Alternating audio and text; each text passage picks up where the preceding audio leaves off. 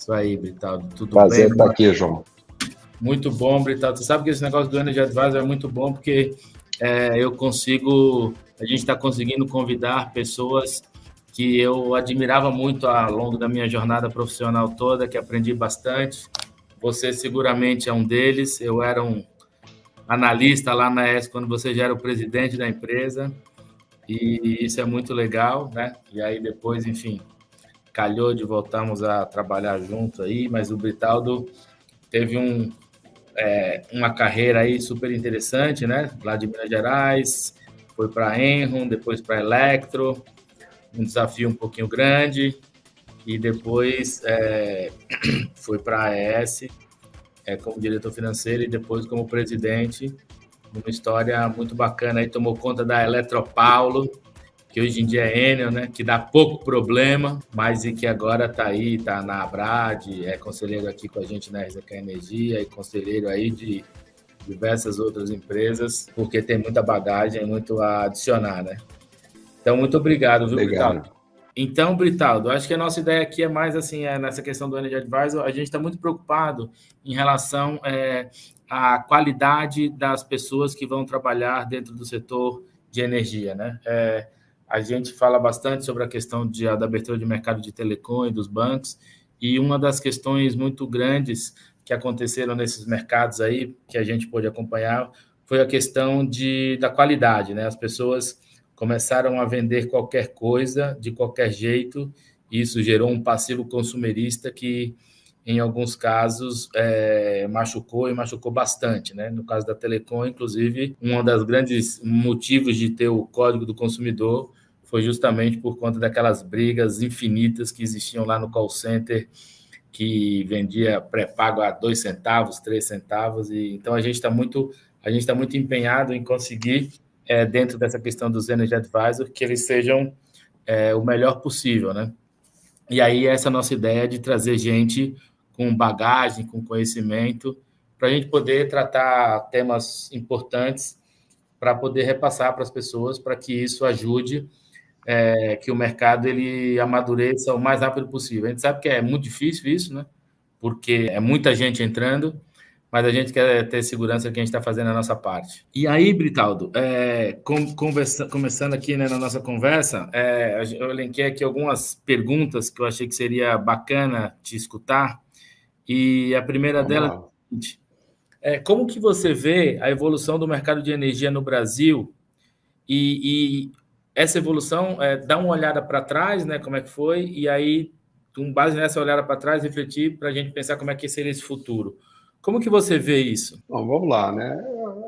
Olhar para trás, eu não sei se olhar para trás ajuda muito, mas de uma forma ou de outra tem alguma base, né? Você parte da privatização para cá, se a gente fizer um corte, né? Você parte de um mercado. E eu estou falando da privatização, obviamente, porque é quando o número de agentes evolui bastante. Você passa a ter o ente privado olhando para o negócio de energia como algo que tem que ter rentabilidade, tem que ter sustentação e no final do dia, quer dizer, além do atendimento aos clientes, aos consumidores e toda a questão de segurança energética no Brasil, aquilo tem que dar retorno para os acionistas, né? Então, você vem de um mercado bastante regulado, depois com o final, e aí começa a ascensão do mercado livre, e como aconteceu em vários outros países do mundo, você vem com o advento das renováveis mudando, né, trazendo uma característica diferente para a matriz energética brasileira, e, obviamente, na hora também contribuindo ou puxando, né, colocando uma pressão para uma abertura maior do mercado. Então, principalmente na hora que você na hora que você passa a considerar a geração distribuída, que vai fazendo uma abertura do mercado. Abertura do mercado, para mim, é uma coisa inevitável, né? Eu acho que o mercado brasileiro vai evoluir para uma abertura maior, independente, vamos dizer assim, do vai e vem, né? Ou seja, uma hora vai andar, outra hora não anda. Então, as várias disputas e tensões existentes no setor, né, e nesse mercado, ela acaba, às vezes, atrasando um pouco o processo ou travando um pouco o processo. Eu acho que daí, talvez, a consideração seja como que os agentes que estão no setor podem tentar fazer contribuir para essa abertura de uma maneira mais organizada. Obviamente que na hora que você sai de um mercado totalmente regulado, você tem que tomar uma série de cuidados para ir para um mercado muito mais aberto, muito mais livre, né? E para que no final do dia cada um possa escolher de quem vai comprar sua energia. Então, você vai ter mudança, você vai ter ajuste nos papéis dos vários agentes, você vai pegar a distribuidora, que tinha ali um mercado, né, que usualmente tem um mercado cativo, um mercado dela ali, né, como, de certa forma, monopólios regionais, mas, considerando que você passa a ter um cliente, né, um consumidor cada vez mais exigente por estabilidade de fornecimento, né, segurança energética, ou seja, você passa a ter que atender esse consumidor, esse cliente, de uma maneira muito mais consistente, talvez, do que você estava acostumado no posicionamento dele no início dessa história toda, né? E você passa a ter aí um posicionamento de consumidor e de cliente muito mais incisivo, né, com muito mais voz. Então, eu acho que a gente precisa, os vários segmentos do setor elétrico precisam atentar para isso. Cada um tem o seu papel, né? A gente não vai viver sem distribuidora de energia, a gente não vai viver sem geração solar, a gente não vai viver sem eólica e a gente não vai viver sem as hidrelétricas e as termoelétricas. Então, a gente tem que saber jogar esse jogo, né? De uma maneira mais ordenada. Obviamente que ficam as tensões dos interesses dos diversos segmentos, puxando a corda uma hora para um lado, uma hora para o outro, mas eu acho que tem que ter uma hora que os vários agentes consigam sentar na mesa e se organizar melhor. E aí, você está falando de um setor com inúmeras associações que representam esses vários segmentos, às vezes um segmento é representado por mais de uma associação, por mais de duas associações até, né? Eu acho que talvez aí só a distribuição que tem uma associação, né? Então, eu acho que assim, é ter mais diálogo e saber que não adianta ninguém querer puxar o negócio só olhando para o seu interesse, porque no final do dia, quem paga a conta é o tal do cliente, do consumidor, né? E ali tem um limite para o que dá para fazer, né? Ou seja, e se der um problema nessa frente, esse problema reflete, seja economicamente, seja politicamente, para a cadeia inteira, né? E aí a gente tem os desbalanços no setor. Eu acho que a gente tem que ter o bom senso de saber conversar e estruturar as coisas melhores e poder puxar essas coisas, né? Senão a gente vai ver, vai continuar vendo, por exemplo, o Congresso fazendo regulações que podem não fazer sentido, né? Que partem de uma maneira num nível da política e são parados em outro nível, ou são vetados ou por cima. Ou seja, eu acho que esse é um jogo que queima energia de todo mundo e eu acho que constrói muito pouco, né? Então, eu acho que eu vejo o mercado se abrindo, acho que a gente precisa contribuir para essa abertura de uma maneira consistente, fazendo a transição. Tem uma transição na mesa para ser feita, né? E lidar com os vários aspectos que estão sobre a mesa, seja do montante de subsídios envolvidos para várias para vários agentes, ou para vários segmentos, ou até para clientes, a divisão de custos e como é que você mantém como é que você assegura que a infraestrutura elétrica do país seja bem mantida e bem construída ao longo do tempo, bem evoluída, né? Exige modernização constante, você tem as questões de transição energética para navegar, de mudança climática para navegar, que não afeta só a distribuição, pode afetar qualquer um de nós nos seus vários segmentos, né? Então, em princípio é isso, vou parar por aqui para deixar você provocar mais. Então, uma coisa que a gente sempre fala aqui, né, que a gente sempre fica olhando os paralelos, porque a gente fica tentando fazer, como será que isso vai acontecer no Brasil, né? Então, vamos olhar outros países. Mas a tropicalização aqui é sempre um negócio complexo, né? Qualquer coisa de outro país, quando tropicaliza, é complicado. E aí a gente fica olhando assim os grandes mercados no Brasil que sofreram abertura, né? Mercados que eram bem fechados e que se abriram. Tipicamente o mercado de telecom e o mercado de banco. Como que você vê esse paralelo aí entre a abertura que aconteceu? Obviamente que, né, foram épocas diferentes, né? Foi lá 2000 telecom, 2010 os bancos. Agora tem uma questão de tecnologia, digitalização que faz com que qualquer coisa seja mais rápida, né? Até mesmo essa vídeo aqui que a gente está fazendo é uma coisa que, se você fosse pensar 10 anos, 15 anos atrás, era uma coisa muito impossível de ser pensada. Como que você vê esse paralelo entre como foi a abertura de telecom e a de banco, em relação à energia, claro? Olha, eu acho que tem assim, se a gente pensar no sistema bancário, ele sempre foi e sempre será um setor extremamente regulado, fiscalizado pelo Banco Central, etc., com regras bem claras, né? Agora, a competição entre os vários agentes aí, né? As várias instituições financeiras, era uma competição pelo cliente mais livre, né? Quer dizer, o funcionamento do banco é mais regulado e foi evoluindo e a gente passou de um mercado de câmbio extremamente regulado, de certas regulações nesse mercado que foram estruturalmente modificadas.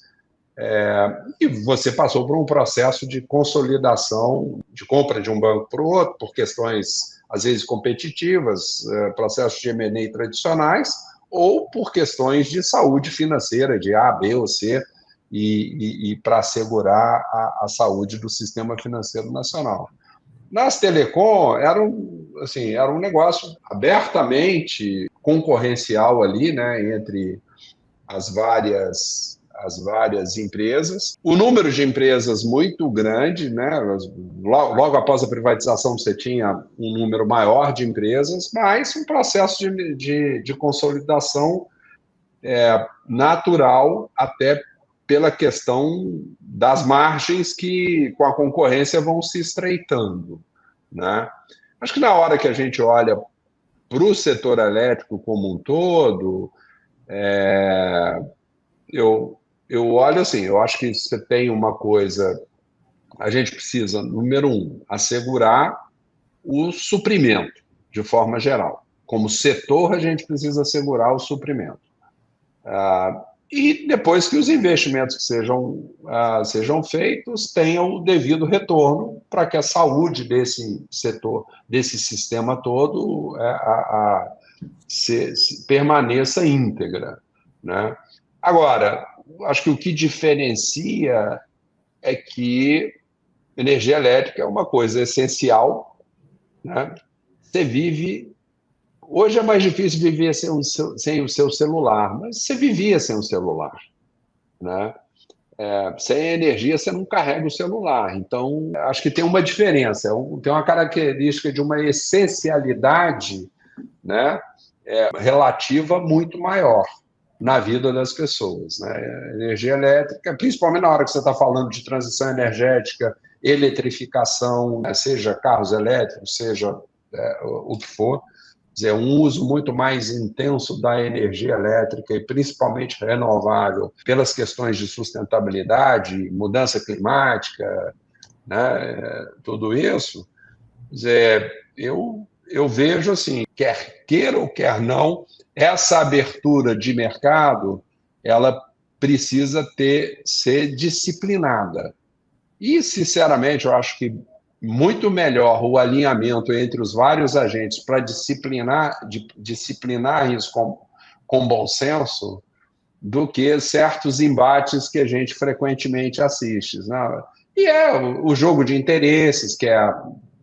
Não vamos nos iludir, né? Ele existe, vai continuar existindo, mas a gente tem que pensar o seguinte: quem paga essa conta se chama quem alimenta os fluxos de caixa de cada um dos segmentos é o consumidor. Então, ele tem que assegurar que a equação final seja sustentável. Na hora que eu falo consumidor, eu não estou falando do consumidor regular, quer dizer, o regular tem uma relevância grande, que é onde você tem as várias classes sociais com poder aquisitivo completamente diferente, mas você tem que falar das indústrias, porque a competitividade das indústrias está vinculada ao custo da energia elétrica também, né? Então, é a gente saber sentar na mesa, ter o bom senso de que benefício só para uma vertente, ou duas vertentes, ou três vertentes, não vai funcionar, né? Estruturalmente, ele não funciona, e esse mercado tem que se acomodar, os vários segmentos têm que ser sustentáveis no longo prazo. Então, eu acho que conversa com mais bom senso, com mais uma maior busca de estruturação do futuro do que a simples concorrência, porque senão o dano é para, né?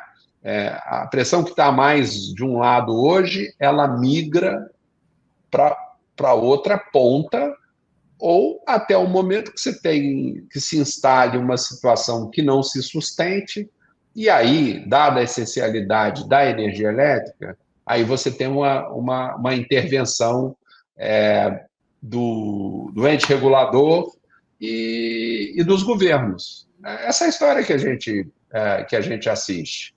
E a gente já assistiu isso no Brasil também.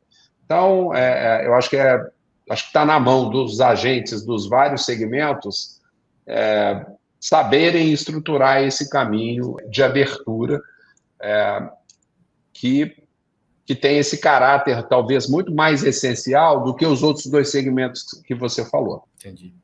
E aí, já indo por esse caminho também, né, tem uma questão também interessante, que é a seguinte: o Brasil, ele provavelmente deve ser um dos países que mais associações para tratar a energia deve ter, né? Não sei, talvez nos Estados Unidos também tem bastante associação, mas acho que na quantidade que já tem até associação do Estado, associação do Nordeste, tem associação para tudo. E aí, essas discussões, as discussões regulatórias, elas não estão conseguindo ter um normativo eficiente que consiga ponderar essas questões da energia para poder ter tipo um marco zero para poder andar. E uma coisa que, de novo, né, olhando um outro setor, de novo, mas no Brasil, então uma coisa mais tropical, que eu lembro bastante, que eu até vivi, foi a questão da LGT, que foi a Lei Geral das Telecomunicações, lá de 1997, salvo algum engano. E essa LGT, ela é até hoje a base de tudo que foi feito no setor de telecomunicações, né? E ela criou um arcabouço que possibilitou que a abertura do mercado ela fosse de uma forma sustentável. Só que quando a gente vai para a energia, é um exercício quase que impossível de você conseguir juntar todas as regulações e todas as leis que existem e aquilo ali funcionar, né? É um negócio ele é feito meio desconexo, não estão conseguindo fazer, tentaram, né, fazer o código de energia, aquela coisa toda, mas que infelizmente não está avançando. Como você acha que a gente vai conseguir fazer isso aqui no mercado de energia no Brasil para poder ter não ter essas coisas que de repente surge alguma coisa, uma lei, não é uma regulação, uma porta, não. De repente surge uma lei lá, o cara com um projeto de lei com urgência e tudo mais, e todo mundo, meu Deus, o que aconteceu? Um liga para o outro liga para um, Mas por que ele fez isso? E aí fica, obviamente, que nenhum jabuti sobe em árvore sozinha, né? Alguém ali não está contando a verdade. Mas como que você acha que é o caminho para a gente conseguir melhorar esse arcabouço regulatório que a gente tem aqui no mercado de energia no Brasil? João, Essa é difícil. essa é difícil, né? E a resposta talvez seja muito simples, né? Eu poderia usar duas palavras: bom senso, né? Porque o tempo mostra que na hora que a coisa desanda, aquilo que eu falei antes, o dano é para todo mundo, né? Eu acho que se a gente deixa a coisa chegar num ponto que você tem uma intervenção que vai regular a coisa pelos agentes, com pouco diálogo com os agentes todos dos vários segmentos, pode sair um animal que ninguém goste, né? Então, eu acho que é realmente conversar, entender e aquilo que eu falei, ter o bom senso de que, olha, não dá para todo mundo levar vantagem. As vantagens têm que ser compartilhadas nesse jogo, né? Nos seus vários segmentos de investimento. Por quê? A distribuidora vai ter o seu papel, né? A infraestrutura tem que estar ali, né? A infraestrutura de linhas ela tem que estar ali, porque sem ela os outros segmentos não vão funcionar, né? Ninguém é uma ilha completa, né? Então, você tem que tratar dessas interações da mesma maneira. Você tem a turma da energia hidrelétrica, da energia eólica, da energia... Cada um enfrenta os seus... da comercialização, enfim, os vários segmentos, agentes, aí a gente saber tratar das interfaces. E aí eu acho que é o diálogo mais estruturado, né? Gostemos ou não do que foi construído na geração distribuída, mas eu vou dar um exemplo. Dizer, era uma coisa que estava num processo de fricção muito grande entre mercado regulado e a geração distribuída, ou seja, as distribuidoras e a geração distribuída, e chegou uma hora que a coisa não era uma discussão, as coisas se batendo, mas a coisa, de uma forma ou de outra, foi disciplinada na hora que se sentou na mesa e se produziu, talvez não da forma mais perfeita, mas se produziu uma lei que regulou mais adequadamente a coisa, né? E ali tem, vamos dizer assim, tem um compartilhamento de benefícios e de custos de lado a lado. Mas tem uma evolução, né? E como é que parte daí para você seguir nesse caminho de, olha, quem está comprando os produtos que cada um vende do lado da geração é o consumidor final. A distribuidora é o canal que presta serviço da energia chegar lá. Então, tem que cada um reconhecer o papel do outro e entender que não vai viver isoladamente, né? Não, eu estou faturando aqui, eu tenho a minha rentabilidade, eu tenho meu retorno, meu projeto hoje dá 30% de retorno, dá 25% de retorno, mas são coisas que são momentâneas e que não vão ficar dessa maneira, né? Você tem que preocupar com, ok, qual é a sustentabilidade desse negócio no longo prazo, né? Então, você consolida posições, mas você tem que assentar essas posições. Então, eu acho que é conversar mais, se aproximar e ter a abertura do diálogo de que, assim, olha, não adianta que a termoelétrica a gás vai ter a vantagem XYZ, a geração distribuída vai seguir um caminho incólume e nem a distribuidora vai ficar ali com o seu mercadinho regulado. O processo de abertura, na minha opinião, ele vai acontecer, né? De uma forma ou de outra, ele precisa construir uma ponte de transição e é melhor que os agentes do setor estejam na mesa, porque no final do dia quem toca esses negócios somos nós, né? Cada um de vocês, cada um com seu papel, né? E a gente ajude a construir esse arcabouço. Óbvio que você vai ter a participação do governo federal, via ministério, da agência reguladora. Esse é o jogo, mas uma coisa, quanto mais nós nos organizarmos, eu acho que mais fácil a coisa transita. Óbvio que a realidade da vida existe sempre um jogo de interesses envolvido. Mas eu acho que o diálogo, se buscando o diálogo, a gente consegue achar um caminho. Maravilha. Uma outra coisa, então, eu acho que o bom senso é fundamental para tudo na vida, né? Isso é um fato. Está faltando um pouco, talvez. Mas uma outra questão que é interessante, é que a gente, sim, é sempre essa questão da análise, né, para a gente poder ir fazendo mímicas, para poder ir errando menos, né? Porque eu acho que a questão da abertura está em errar menos e ter o mínimo de risco possível, porque eu acho que é um processo muito salutar para qualquer setor. Óbvio que o setor de energia é um setor muito, muito básico e tem que ter um cuidado adicional, mas você foi por muitos anos o presidente da AES no Brasil, né? E a AES, ela tem uma presença aí em vários países, né? Até eu me lembro, mais de 100 países, salvo algum engano. E aí queria ver a sua percepção de como que você, nessas discussões aí, nessas conversas que você teve ao longo do tempo, como que você vê o mercado brasileiro de energia em relação aos outros mercados de outros lugares do mundo, quando você tinha a oportunidade de poder estar junto com outros colegas seus que eram presidentes de outros países. Como que você vê essa questão do Brasil em relação a esses outros países? Vamos olhar da seguinte ângulo. Obviamente que você tem países que já passaram pelos processos de abertura, muito mais organizados, mais avançados do que o mercado brasileiro. Mas se a gente olha o Brasil como um país emergente, vamos considerar assim, que ainda tem um caminho aí pela frente, né? E é uma economia que cresce e que, enfim, eu acho que está de volta aí ao oitavo, nono lugar como maior economia do mundo. A gente ainda tem nesse mercado um caminho um caminho pela frente, né?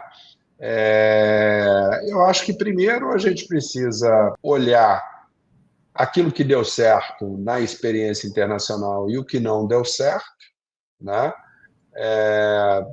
Os processos, você vê hoje, as renováveis em vários países mais desenvolvidos, etc., tiveram uma série de subsídios, se desenvolveram, se consolidaram, mas chegou uma hora que isso começou a voltar atrás, dado toda a questão de custo envolvida para o sistema como um todo. E para o consumidor, no final do dia, né? Então, o objetivo aqui desses processos é sempre segurança energética e acessibilidade da energia, ou seja, ter um custo acessível, porque senão a coisa não senão essa equação não fecha, né? Então, eu vejo o mercado brasileiro dinâmico por todo o desenvolvimento que a gente tem visto, né? Vou voltar lá na privatização de novo, e de lá para cá eu acho que você tem um processo, no geral, virtuoso, com alguns solavancos, né? Mas eu acho que vai posicionando o Brasil em termos de matriz energética, e as questões de custo. Na hora que você olha, bom, eu tenho um custo de geração que é baixo, no geral, na matriz, mas a minha tarifa é uma tarifa cara que está sendo paga pela maioria da sociedade brasileira. Então, você tem que reequilibrar essa equação. Aí entram todos os fatores que a gente conhece, inclusive a carga de impostos, né? Então, você vai ter que equilibrar, olha, quem é que paga encargo, quem é que não paga. De maneira muito simplificada, João, a infraestrutura tem que estar aí, né? As usinas têm que estar aí, sejam elas hidrelétricas, solares, os parques eólicos, dizer, o que vem aí de recurso, né, distribuído pela frente, essas coisas têm que ser balanceadas. Porque no final do dia, é aquilo que eu falei, quer dizer, a conta cai no colo de um só. E somos todos nós aqui, que é a população brasileira, né? E a gente vive dessa sociedade. Então, é um mercado dinâmico, vivo, com seus solavancos regulatórios, mas que eu acho que a gente tem que caminhar nesse processo de abertura com os papéis definidos, melhor definidos de cada um, né? Eu acho que o segredo para mim está nessa conversa que precisa ser, esse diálogo precisa haver o tempo todo, olhando para os outros países e você tem no Brasil os grandes grupos internacionais de energia estão na sua maioria presentes no Brasil e acho que podem trazer essa experiência para a mesa de negociação, para ajudar nos processos, seja de abertura, seja de segurança. De novo, eu acho que é muito diálogo, né? E saber chegar às conclusões buscando o equilíbrio sustentável do setor.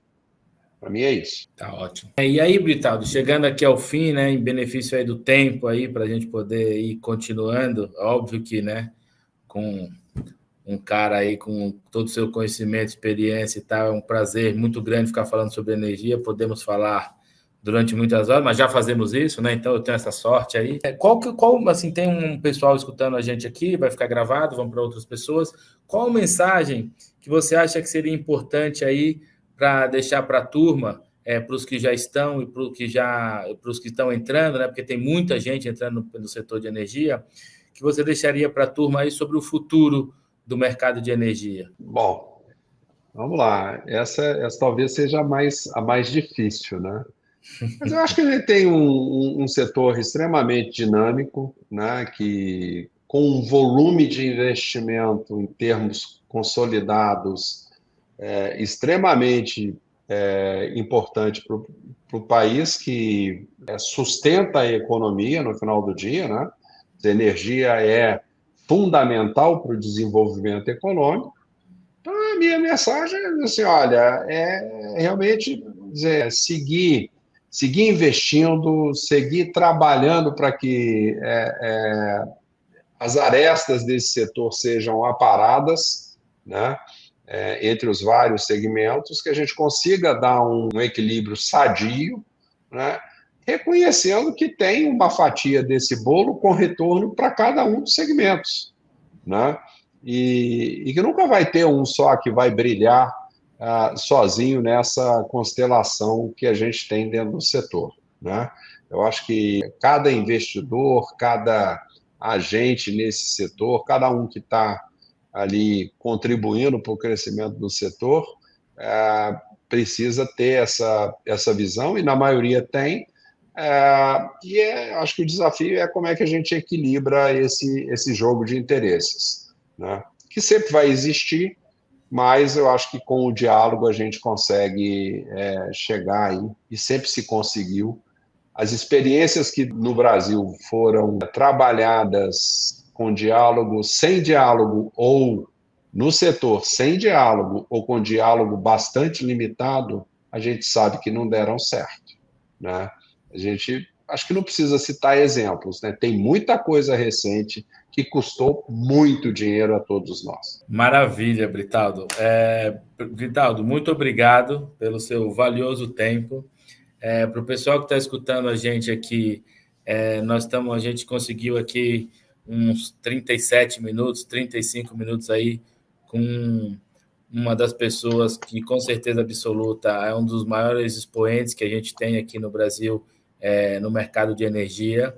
É uma pessoa que conheceu profundamente aí o que foi a privatização e foi durante aí 10 anos ou algo em torno disso, presidente da maior distribuidora de energia do Brasil, que é a Eletropaulo, e que também atuou bastante na questão regulatória, né? Está aí, tá na ABRAD também, na Associação das Distribuidoras. Então, é uma pessoa que tem muita propriedade para poder falar. Espero que tenha sido muito bom aí. E, poxa, Britaldo, muito obrigado, foi muito bom. Nós vamos poder, com certeza, passar um produto de muita qualidade aí, um conteúdo muito bacana para todo mundo que ouviu, que talvez, a princípio, não entenda, mas que conforme o tempo passar, elas consigam entender suas sábias palavras e ponderadas, né? Muito mais do que as minhas, naturalmente, né? Que são quase sempre pouco ponderadas, porque eu sou um pouco mais agitado, talvez. Mas muito obrigado. Vamos continuar aqui e valeu, viu, Britaldo? Obrigado mesmo. Obrigado você, João. Obrigado a todos aí que estão assistindo.